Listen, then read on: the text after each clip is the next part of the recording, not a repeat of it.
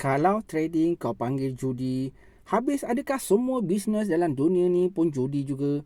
Ramai orang kata trading ni perjudian sebab harga naik turun, sebab ada untung dan rugi. Tapi persoalannya, adakah setiap perkara yang ada risiko automatik jadi judi? Cuba kau fikir, buka restoran pun belum tentu laku, buka kedai online pun belum tentu ada pembeli, tanam durian pun belum tentu menjadi.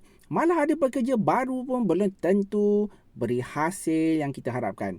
Semua keputusan itu ada risiko, tapi ramai yang tak sedar. Yang membezakan perjudian dengan perniagaan bukan semata-mata untung atau rugi. Sebenarnya, ia bergantung pada ilmu, analisis, pengurusan risiko dan cara keputusan itu dibuat.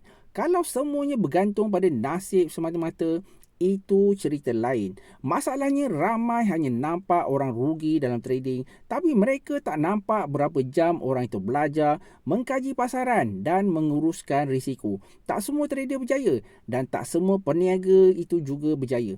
Kerana dalam mana-mana bidang, ilmu tetap lebih penting daripada nasib.